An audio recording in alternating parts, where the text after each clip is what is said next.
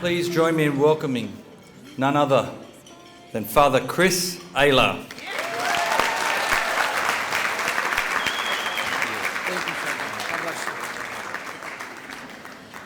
Thank you, everybody, for joining us. It's an honor to be here, helping to raise awareness of the need for Parousia. And as Charbel said, why do we exist? Why is it that we are here? And the answer is to evangelize. And, you know, when I started to really explore into my faith, I had my guiding force a GPS. And that GPS was Father G for Mark Goring, Father P for Father Mitch Pacwa, and S for Father Spitzer. Those are the three priests that I really relied on. But as I started to look into my faith, I found a couple great resources, and one of them's right here in Australia. And you know, one of the videos that I did has received millions of views, and actually was nothing more than the material I stole from Robert Haddad. So on the video, I credited him with being one of the best that I had heard in explaining of the end times. So I just wanted to say thank you to him, and to find these types of sources is good. But let us begin with what is critical today. And let me tell you, there's probably not a more important topic that we can discuss. Why? All right, in just 10 years, 80% of adults said they were Christian. Now it's under 60%. In just 10 years. At the same time, atheists, agnostics, and nothings have risen to well over a quarter of the population just in the U.S. and Australia. You know, they always say Catholics in America are the largest single body denomination, right? Well, no, Father, there's more Protestants in America than Catholics. Yes, there are. But they're spread out over 40,000 denominations. Catholic is the biggest because all the others added together are bigger. But any one individual, Catholics are the biggest in the United States. You know what the second biggest is? Ex-Catholics. That's the second biggest, if you could call it a denomination. It really isn't. So fallen away Catholics is a problem. And, you know, a Pew Research study, let's look at this. Look at your screen if you can see it. A Pew Research study said 50% of young Americans who are raised Catholic are no longer practicing. The numbers are similar here in Australia. 4 out of 5 Catholics who left the church did so before age 23. That is alarming. And worst of all, only 30% believe in the real presence. Now, the reasons today are many. The scandal, COVID. But as you've always heard me say, we don't leave Jesus because of Judas. Okay? Very important. You know, but here's an interesting fact. A lot of Catholics interviewed who never came back to church. Do you know the number one reason they say they never came back to church? Does anybody know? The number one reason Catholics who've left the faith said they never come back. Why? Nobody asked. Nobody asked them to come back with them, to go to church with them, to pray with them. Many said they stayed away for this reason. Why? We are not evangelizing. Now, I call your eyes to the screen, if you don't mind. I want to show you a quick video and catch the first opening line. It's the most powerful, in my opinion. So please look up at the screen and watch this first line. It's one of the most important.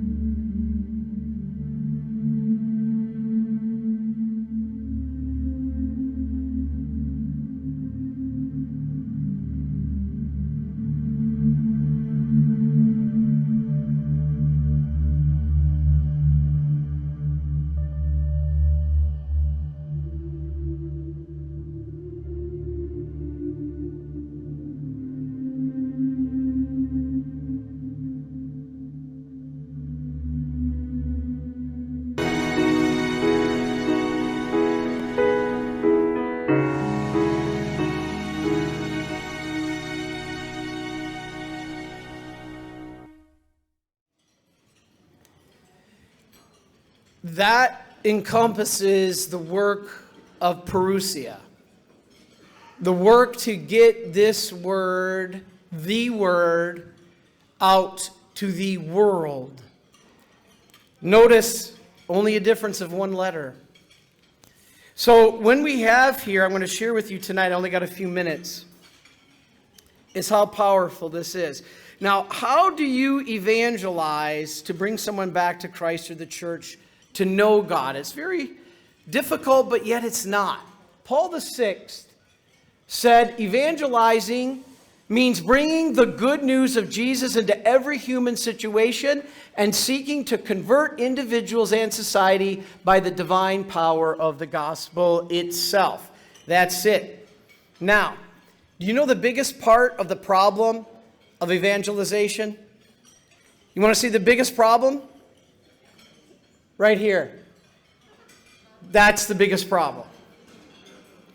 Right now, the Catholic churches have lost their way.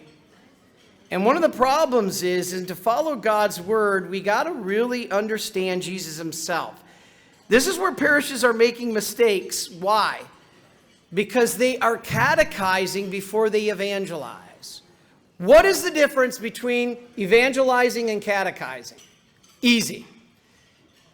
Catechizing and evangelizing are similar but different. Catechizing is simply, let me back up. Evangelizing is simply why explaining or showing somebody why they want to give their life to Christ. Why do you want to follow him? Why you should follow Jesus? Why you should give your life to him? Catechesis, catechizing, is how you do that. So evangelizing is why. Catechizing is how. For instance, I'm at the National Shrine of Divine Mercy. If I want to bring you there, I have to first, in a way, explain why you want to go there. If I jump in to tell you how to get there, well, you fly into Boston, and then you take I-90 West, and you get off at exit 2, you're going to be like, okay, you just gave me directions how to get to the shrine, but why do I want to go to the shrine? Why do I want to go there? We are doing that in the church. We're catechizing on how to follow Jesus. Well, you take this Bible study, you do this, you take this class, you go through RCIA, you do this, but nowhere are we really focusing on why we want to give our life to Christ. That's what evangelization is. So I'm going to give you some little pointers here. John Paul II made it very good. He said, you don't even have to go to Africa to evangelize anymore. We used to, because in America and Australia, the person in the pew was evangelized. Now they're not. So John Paul II says you don't got to go to Africa anymore. The person next to you in the pew in the United States, same really with Australia, hasn't been evangelized. And so this is why we do it. So evangelization, why you would follow Jesus. Now I'm going to probably go through all this really quick. I'm going to have to skip over all this. Basically, let's jump in. After we evangelize, again, the importance here is you can't love what you don't know, right? Thomas Aquinas made this clear. You can't love what you don't know. So, in order to love God, we got to come to know him. And that is the beginning. We need to see God as both our Savior, he saved us, and really, because he paid the penalty for sin, which is death. But he did this obviously because of love. But the fact is, have we responded? Do you ever care when you wake up every morning? Do you ever thank God every morning you wake up that the only reason you are able to wake up is because he died on the cross for you? Many don't even think about it. And so we have to really understand the power of this. And this is here. This is the image that brings us. You know what they say in Misericordia Vultus? If you could wrap if you could capture somehow the mercy of God the Father and somehow encapsulate it and bring it to you to see it, they say it's the face of the divine mercy image. That's what the Holy Father wrote. And so in order to do this, we have to understand the role. And then we catechize through things like getting them to church, the sacraments, Bible study, catechism, works of mercy, prayer, fasting, and almsgiving. These are all powerful tools. Now, it starts with the church. You got to realize the value of the church. I said this morning at the talk, don't you love it when people say, I'm spiritual, I'm not religious? Or the one I love, I'm not into organized religion. This morning I said it's too bad because Jesus organized religion. He established the magisterium. He determined the Catholic College of Bishops, ordained them, gave them the authority to carry on the authority through apostolic succession. He established the papacy, placed Peter upon it. He gave us the authority to bind or loose. All of it is in the hierarchy of the church, and we don't get it. Now, the thing is do you realize, first of all, the world's oldest continuous running institution in the history of the world today is the Catholic Church? The Catholic Church is the world's oldest continuous institution. And some of you have heard me before say, if you've been to a university, thank the Catholic Church. Now, universities existed in a different way in the Greek system, but the way we know it today, thank the Catholic Church. Hospitals, yeah, they existed with the ancient Rome, but the way we know them today, thank the Catholic Church. Charities, like Parousia, education. You know, a lot of these things, people don't realize the value of the Catholic Church. But I always say, if there was only the Catholic Church for 1,500 years, it's got to be the Church of Christ. And this morning at my talk, I pointed that out. Did anybody do this with your phone? If you pull out your phone and you ask Siri, who started, and you can name any religion. Siri, who started the Methodist Church? Siri, who started the Mormon Church? She'll come back and say Joseph Smith. If you say, Siri, who started the Baptist Church? She'll say, John Smith. If you say, Siri, who started the Episcopalian Church? She'll say, Samuel Seabury. As I said this morning, God bless Samuel Seabury. But he's not Jesus Christ. If you ask Siri who started the Catholic Church, it says Jesus Christ. It's the only one. 40,000 different Christian denominations, and every single one you can find the human founder. The only one, when you say, hey Siri, who started the Catholic Church, says Jesus Christ. So which one do you want to follow? You want to follow Samuel Seabury, or do you want to follow Jesus Christ?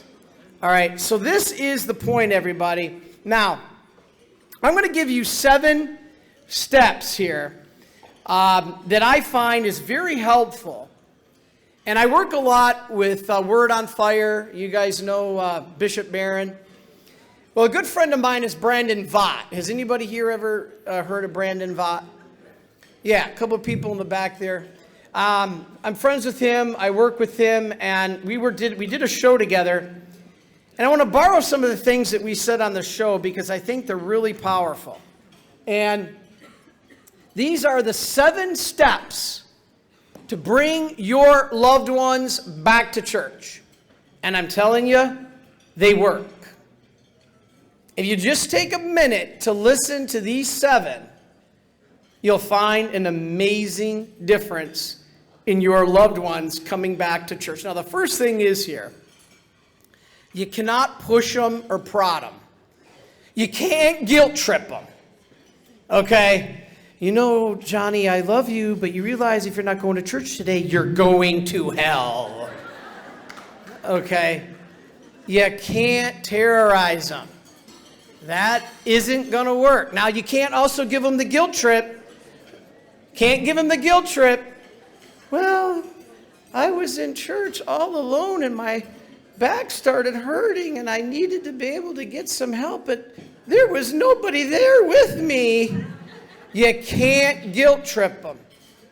All right? It isn't going to work. All right? You can't do this. You got to stand beside them. You pull them. You don't push them.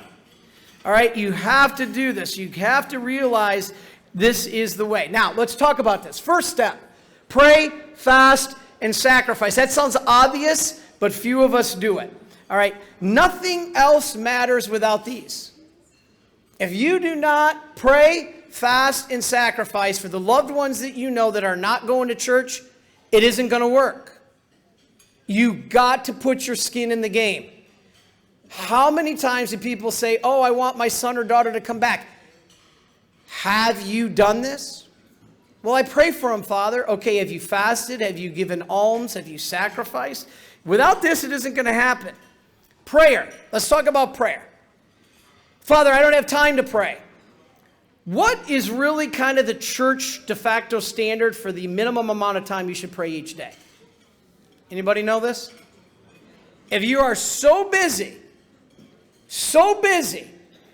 that you say you don't have any time to pray, what is the minimum the church says you should pray each day? 15 minutes. Now at Wacom, I made the comment that people say they're too busy. I'm an industrial engineer, and one of the things we did is called time studies. We would take stopwatches and we would do elemental breakdown of any manufacturing process. I worked in the Detroit auto industry. I was in charge of building rear axles. So we would time these steps. I guarantee you, I'll bet you $1,000 that I can follow any one of you around for 24 hours and I can find 15 minutes. I guarantee it. That you could find to pray. Now, when are the 4 times that the church teaches you should always pray? Even if it's 30 seconds. What 4 times during your day should you pray? 1, when you wake up. Just thank God that you woke up. Remember, when you go to bed tonight, it's like a mini death. And when you wake up tomorrow morning, it's like a mini resurrection. Okay? So number 1, you pray when you wake up. 2, when's the second time you want to pray? Before meals. Always thank God for the bounty that you are sharing, and we should thank God for this beautiful meal. So the second, pray before meals. What's the third? Third time we pray. Before we go to bed, thanking God that you got through the day, and thanking God that you had the day, and that you had a chance to be merciful. And what's the 4th time that we should always pray? Anybody? When you receive the sacraments. How many times do we just run up in the confessional line, take communion, and just head back, and then we're looking at getting to the next event or the next place we got to go? You should seriously be praying before and after you receive the sacraments. Even in the confessional. Do you pray before you go into confession? Not just, this is classic. How many people sit out in front of the confessional line as the priest is in the confessional gossiping about the priest? And, this is Father so-and-so. You better go over to that line over there. That's Father so-and-so. I had a good friend in North Carolina, Tom and Nancy. They're great friends of mine.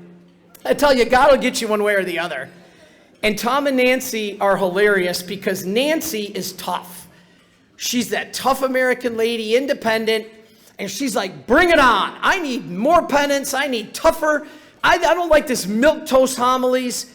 Tell me the truth. Tell me as it is. And Tom is this milquetoast, gentle guy. He doesn't want any confrontation. He wants everything gentle. So they decide to go to the communal penance, not general absolution, communal penance, and they have like 12 priests. And Tom says, oh, I'm going to go to Monsignor Karen. He's so gentle. He's so loving. I'm not going to Father Rue. So he gets in the line for Monsignor Karen. Now, Nancy says, you're crazy. I'm going to Father Rue. He's much tougher. And he's going to give it to me as it is. You know what happened when they both got up to the line? Whoever put the names on the doors reversed them. So Nancy got Monsignor Karen and Tom got Father Rue. They were both shocked. Nancy was shocked at how good it can be to be gentle and merciful. And Tom was shocked at how good it could be to be held accountable. He got a penance that was tougher than he ever got in his whole life. And he still does that penance. So the point is, God's going to get you one way or the other. And so don't look at it as before you go to the sacraments that I'm judging the priest. Remember what Jesus told St. Faustina. St. Faustina said that Jesus told her, never judge the priest. He said, I'll take care of the priest. Oh boy, Jesus said, I'll take care of the priest. You don't worry about the priest. You pray for the priest before you go in there so that he can understand you better. So instead of gossiping about the priest, pray for the priest. So anyway, those are the 4 times you pray. All right, now, prayer, very important. Now, the Bible says that God loves tireless prayer. Remember the persistent widow? Right? She never gave up. Even if it's the same prayer every day. God loves persistent prayer. Sometimes it may take 20 years or more. Look at St. Monica, St. Augustine. All right, how much do you desire it? If you really desire something, you'll keep doing it. And that's what the point of persistent prayer is. You know, and also, too, recruit a heavenly ally. If you are, you know, like either your namesake, pray to the saint that you're named after, or a better one is your vocation. All right, if you're a doctor, do we have any doctors in the house? Have a couple, no doctors, really? We got a couple. But who would a doctor pray for a patron saint? Who would a doctor pray to? Saint Cyril and Methodius, right? Okay. Do we have any, I don't know in Australia, if you're like in America, we have hunters. I'm a hunter, all right? Do we have any hunters? All right, who's the patron saint of hunters? Saint Hubert. Saint Hubert. Okay? All right. Now, you all know the story of Saint Lawrence. He was burned at the stake, remember? And as they were burning him, he said, you could turn me over now. I'm done on this side. Guess what he's the patron saint of? Bakers. So chefs. So pray to your heavenly ally. All right, so prayer is important. Now, fasting is allowing the spirit to control the flesh. Almsgiving is truly out of love because you're not looking for recognition. You got to do number 1. Okay, real quick. Number 2, equip yourself. What does that mean? All right. You can't give what you don't have. So, you must know your faith. Watch these tapes from Parousia. They've got some amazing ones. Scott Hahn. All right, Deacon Harold Sivers, Steve Ray. These are all my friends. Watch these tapes. This is how you equate yourself. Charbel mentioned explaining the faith. I started a seminary series. The whole point, everybody told me I was crazy when I told my staff we have 100 employees at the Marian Helper Center on the Eden Hill between the Shrine and the Marian Helper Center. So I have 100 employees that report to me. And I'm telling you, at one time or another, every one of the 100 told them I was crazy. You are never going to be able to do a 90-minute video every single Saturday and get any views. Well, we started that, and I did 90 minutes, and I said the favorite time of my life was seminary. And I said I loved my time in seminary. And I have all my notes. I have all the records from it. I have all my exams. I'm going to go back to seminary. I want to take you with us. So I said to everybody, I'm starting this series, and I'm going to give you a seminary education. And it was 90 minutes. 90 minutes, and people said I was crazy.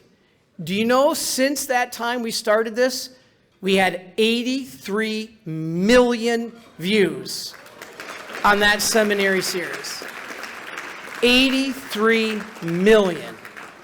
Unbelievable. And so this is God. And now we did it easier for the lazy people like myself. We have a new series on EWTN called Living Divine Mercy, where I take those 90 minutes and I combine them down to 10. So if you don't want to watch the whole seminary series, watch Living Divine Mercy on EWTN. It's on YouTube now. We post them on YouTube. If you go to YouTube and type in Living Divine Mercy, you'll see our teaching condensed down into 10 minutes, and we have awesome stories. So anyway, you got to equip yourself. So you got to know your faith before you can share it. All right, number 3, plant the seeds. What is plant the seeds? Give seed gifts. Instead of giving these dumb gifts like a chia pet, do you guys know what chia pets are in Australia? Oh my gosh, that's totally a dumb American gift. It's this little cow that you put water in it and it grows plants out the side that looks like fur. And then they have sheep. I didn't know that there's 2.5 times more sheep in Australia than people. Did you guys know that? There's 2.5 more times sheep in Australia than people. So in America, we have these dumb gifts called chia pets. And you put the water in and they grow the little plants out of them and it looks like fur. So you have a little lamb. It's the dumbest thing. So instead of giving stupid gifts like these, give seed gifts, DVDs, CDs, books. Charbel is saying books are still selling really well. People like to have a hard copy. Get our books. Living Divine Mercy, if you want to understand, is out there on the table that I wrote. After Suicide, that book out there, it's really sad. I'm happy in one sense, but I'm sad in another. I went to Ireland earlier this year, and I spoke at the Divine Mercy Conference in Dublin. It's the largest Divine Mercy conference in all of Europe. We had 10,000 people. And I spoke, and do you know that in Ireland, that suicide book is the number, and this is 5 years after I wrote it. This is unbelievable. It's the number 1 nonfiction selling book in Ireland. Not just religious, all nonfiction. So books on World War II, books on the Civil Americans, well, I guess that wouldn't apply in Ireland, but on the potato famine, all nonfiction books, that book is number 1. At first, I said, thank you, Lord. It's good. I want to see people turning back to you after suicide. But in another sense, it's alarming that suicide has become that big a problem. And so I wrote that book. It's not just about suicide. If you are suffering with any kind of if you're struggling with any kind of suffering or loss, please get that book. It's all about hope. But anyway, seed gifts. Give Parousia DVDs, CDs, whatever you can do to get the people, pamphlets, booklets. Get the people to know their faith and share it with them. All right, so number 3, plant the seeds. All right, this is important because people don't know. I came back, you know what, one of the things that brought me back to the faith is probably even a Parousia CD, but it was Scott Hahn's The Lamb's Supper. Has anybody here heard Scott Hahn's The Lamb's Supper? Holy mackerel. And everybody always yells at me for saying holy mackerel. It's just an expression. Scott Hahn's talk on the Lamb's Supper is one of the greatest talks I ever heard in my life. If you haven't heard that, I'm sure you guys got it, right? Get it. Get it from Parousia. It'll change your life. Or perhaps a small pamphlet. Just leave them at their desk. You know what? When I have extra prayer cards or holy cards that I don't want to keep because I got too many, I leave them on the chairs at airports. Leave them on the chair at airports. You know what's funny? I've said Mass in some crazy places. On the way out here, I said Mass on the plane because I didn't have time because there was no Sunday. I took off at 11:59 out of New York, JFK, and I landed on Monday morning with a layover in Auckland, and then I went to Apia in Samoa. So there basically was no Sunday because you go over the date line, right? So you go over the date line, you basically lose the entire day. I never had a Sunday. So I said Mass on the plane. People were looking at me like I was crazy. What is this guy doing? So then, earlier I had said Mass in the airport on a weekday, and all of a sudden, and this is in America, I'm at the Boston airport, and I'm saying Mass, and all of a sudden here comes two ladies, they join me. All of a sudden here comes another guy, he joins us. All of a sudden here comes a family, they join us. First I had a little congregation. And I'm saying Mass there in the Boston airport. And so a lot of the people there that came after we finished the Mass started asking, Father, this is beautiful. I've never seen a priest do a Mass in an airport before. I literally spread at the table at a Starbucks. Boy, if there's a place that needs a prayer done, it's Starbucks.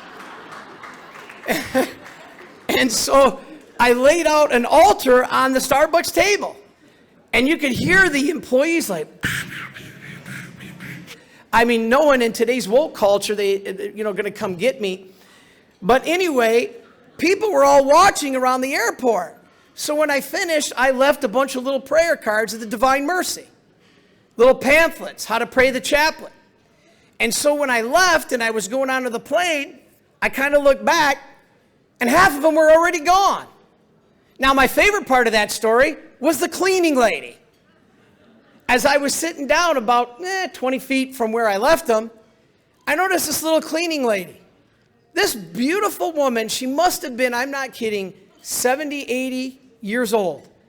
God bless her, working at the airport to clean. She just had this long face. You could just see this woman has had a tough life.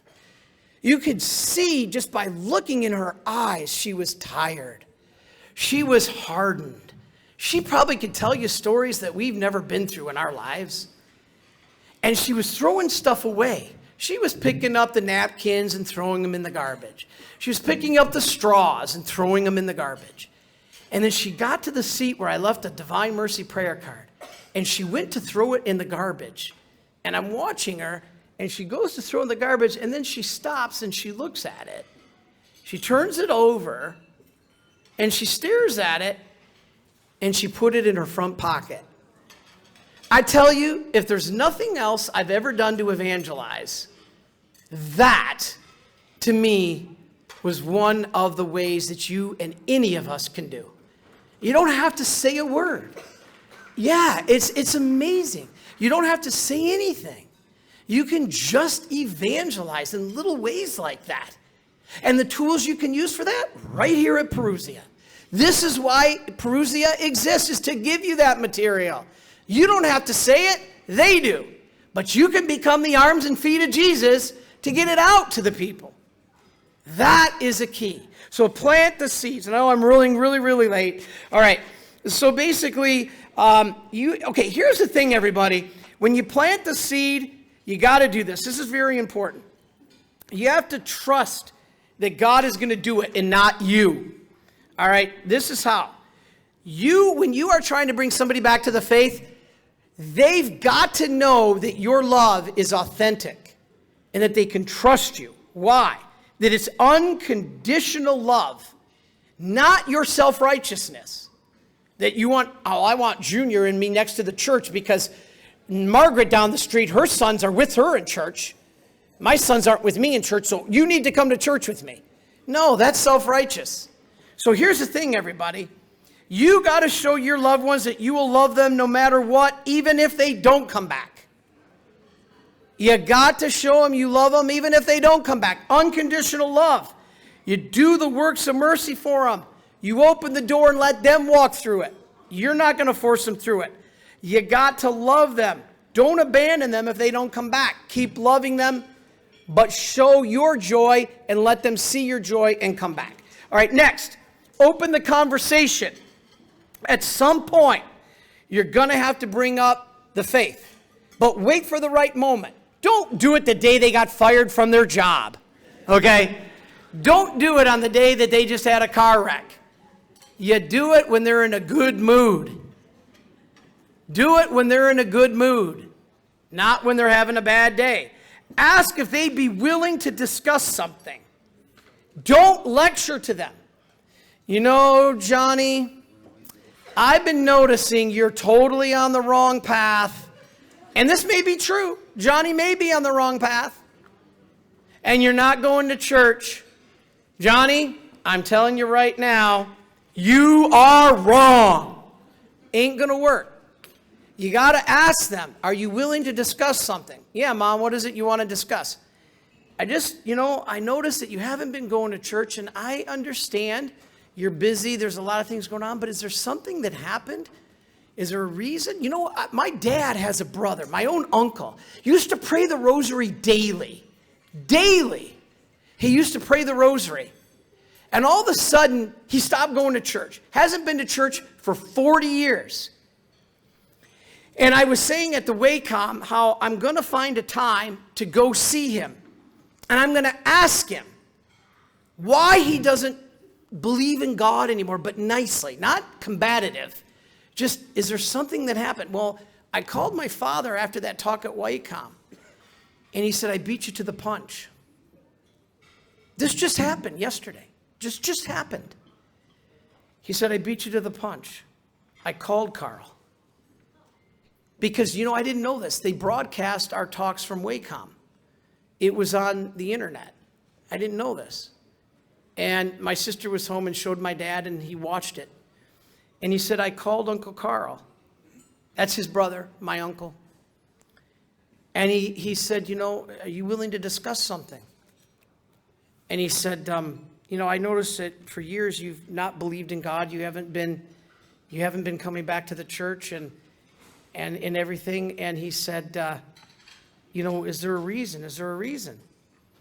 And my uncle said, yeah. They lost a baby. And my dad didn't even know this. They lost a baby, and he could never forgive God for letting the baby die. And so, how beautiful that my dad was able to say, there's a talk Chris did, if you'd be willing to watch it, on why a good and loving God would allow such suffering. Now, I don't know if he's going to watch it. I pray he will. But I'm telling you, if he does, then you have opened the door. You've opened the door for the conversation. That's all it takes. Because if he can explain to Uncle Carl why a good and loving God allows suffering sometimes, you'll change a life. We have those talks out there. Go to YouTube, type in my last name and why would a good and loving God allow suffering? It's unbelievable what we don't know in our faith. And here's my own uncle as an example. So praise be to God. So basically, to finish this one, here's the key. Open the conversation. See if they're willing to discuss it. Say that you want to listen to them, not lecture to them. All right? I want to know your thoughts. Then listen. Your goal is to find out why they don't go to church anymore, not telling them they're wrong. All right? And then you end the conversation and you go do research. For instance, if somebody says, I don't go to church anymore because of the scandal. I am refused to go to church because of the church scandal. Priests abusing children. I tell you, that is one of the most horrid things. And I have said before, But what people don't realize is a vast, vast majority of your priests are good. Do you know? There should be no abuse. None. Zero. But do you know that the number of priests that have been abusive, for every one bad priest, there is 100 good ones. Still, one is too many. But here's something you may have not known. Do you know that proven statistics, and I'm not justifying anything here, but the John Jay report, the Jenkins study out of Penn State, the John Jay report is proven fact. Do you know in the church scandal about abuse, what they discovered? Anybody know these statistics? 85% of abuse happens in the home. 14% happens in public schools and extracurriculum activities like sports. 1% happens in religious institutions. Now that's still too many. There should be 0. 1% happens in religious institutions, and of that, the Catholic Church is in the bottom half. The Catholic Church is in the bottom half of the bottom 1% in abuse. But do you hear that in the media? No. So if somebody says, I left the church because I can't take the scandal, this might be some information you need to share with them. I get it, Johnny. I don't blame you. There should be no abuse. It's horrible. I personally, as a priest, and I swear by this, I would die. I'm talking literally die before I would abuse a child. You would literally have to kill me before I would ever abuse a child. And so we don't hear about those priests that do everything good, all the good. All we hear about is that 1/2 of 1%. But that's why people leave the church by the millions. You know, it's not that this is, I'm trying to justify it. I'm not. But we got to know the truth, the full facts, right? All right, so I know, Charbel, you're probably like, oh my gosh, Father, you're running again. All right, almost done. Okay, so next, move the dialogue forward. Number 5. All right, how do you do this? Speak with joy about the faith. All right, be positive. Clear up any misconceptions. For instance, if somebody says to you, I don't go to church anymore because I was never spiritually fed as a Catholic. Well, it's likely they never understood the Eucharist. Because if you understood the Eucharist, you would certainly be being spiritually fed. So if you say, I don't go to church anymore because I'm not spiritually fed, do you understand what the Eucharist is? And if you don't, get some work of Parousia. Go to our online talks that explain what the Eucharist is. All of a sudden, you're going to find out you are more spiritually fed than you ever imagined. All right? This is what's important. Gently propose to those to encourage them to take another look.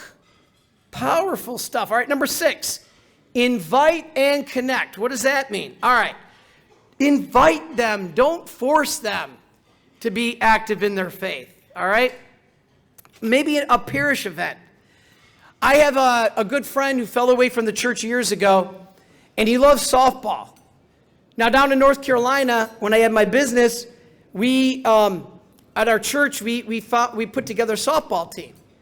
Now, Mike had no interest in going to church. But you know what I did? We backdoored him. We said, hey, Mike, we need an extra first baseman. You play first base. Need a first baseman on the team. Oh, yeah, all right. It's the St. Mark's team. Catholic church? Yeah, but we're talking softball. Meh, all right. Doesn't seem too harmful. So he started playing with us on the softball team. A year and a half later, he's entering back into the church because he got to know the people. He's like, hey, the Catholics aren't that bad. People are non-Catholic. You get into a church event and they'll realize, oh my gosh, this church doesn't look like Satan. It's crazy. Non-Catholics, they can't even get near a Catholic church. They think it's Satan. Satan. No. Come to an event, even if it's not Mass, Get them to come to an event. They can see it is good people. All right? So basically, you pull them, you don't push them. Find a common interest. Your goal is to get them back into the church eventually, but do it through things that interest them. Don't move too fast. Extend invitations. This is powerful. And finally, close the loop. Close the loop. Help them to reconcile with the church. Many say that they don't know how to come back. And you know why, as I said earlier, why most people don't come back to church? Nobody asked them. So you got to ask them to come back. Don't confuse them. Don't overwhelm them. Maybe get them into RCIA, whatever you got to do. Get them talking to the priest, answer their questions. All right, so basically, I want to finish now by saying the big 4 ways you can do to get your loved ones back to the faith. These are the big 4. Number 1, have masses said for them. How many times people come up to me and say, Father, you got to pray for Junior. He's not going to church. He's not going to church. I always ask them, have you had masses said for them? Well, no. Have masses said for them. They don't even have to know it. One woman said to me, well, I can't have a mass said for Junior. He'll yell at me. He doesn't have to know. You go to the church office. You have a mass said for him. You don't even have to say what's the intention. You just say a special intention. God knows what it is. Second, pray the chaplet and the rosary daily for them. The rosaries, if you're at my talk today, is like liturgy of the word in the Mass. The chaplet is like liturgy of the Eucharist because it's offering sacrifice. And by your virtue of your baptism, you are a priest, common priesthood. Say the chaplet and the rosary for them daily. Third, let them see your joy. If you come down on Sunday mornings and you're like, I gotta go to church. But you know what? We can go to the ball game afterwards. But first I gotta go to church. If they don't see the joy in you, you think they're gonna have any joy? I have had so many funerals, and so many times the kids have said to me that we came back to the faith because we saw Mom's love for the Mass. What was it that Mom had that was so joyful? And they finally figure it out, her faith. Don't miss that opportunity to show joy in your love of the faith. That's what's going to bring your kids back. And finally, this is one that I love, and nobody knows this. This one is great. The suffering your children cause you or your spouse, offer back to God to bring them back to the faith. So if your spouse or kids cause you pain because they're not in the church, offer up that suffering and pain, and God will use it to be able to bring them back to the faith. That is beautiful. So I think that's all. I know I'm running out of time here. But basically, consecrate yourself. This is really important. This is really, really, really important. Jesus said, call upon my mercy on behalf of sinners. I desire their salvation. When you say this prayer, the chaplet we just talked about, with a contrite heart and with faith on behalf of some sinner, listen to this. I will give him the grace of conversion. Did you hear that? Read that again. Jesus said, Diary 186, call upon my mercy on behalf of sinners. I desire their salvation. When you say this prayer, the chaplet, with a contrite heart and with faith on behalf of some sinner, I will give him the grace of conversion. Well, Father, I did pray the chaplet. Johnny didn't convert. Well, did you do it with a contrite heart and with faith? Did you have faith that you trust that God will work? Even if your child doesn't convert to the day they die, the Diary of St. Faustina says many conversions happen when? At the moment of their death. You don't see it. It doesn't happen till after they die. At the moment of their death. But God brings all the graces from your prayers to that soul at the moment Christ comes to them and gives them the grace to give and grab and say yes to Jesus. Absolutely amazing. And I'm sorry I got one more. One of the greatest tools, everybody, if you haven't had a chance to convert somebody, let Mary do it. How many here have heard of the green scapular? You know the greatest part about this? They don't have to do anything. This scapular is amazing. Mary appeared in her right hand, holding this green scapular, and it in flames, holding on her other hand this scapular and the Immaculate Heart in the other hand. Now listen to this. Mary said the scapular is not like the others. She said it's totally different. It's not based on a religious habit like the brown scapular. It's simply two holy images on a single piece of green cloth. No special formula is required to bless it or to enroll somebody in it. It suffices that it be blessed by a priest, and listen to this, worn by the one whom desires to benefit of Our Lady's intercession. Did you guys hear what I just said? Guess what? If you want to convert somebody, you don't make them wear the green scapular, you wear it. You wear it for them. If you want somebody to convert back to the faith, you wear the green scapular for them. This is what this does. And you know what? People put it under the mattress or you hide it near somebody who has fallen away from the faith.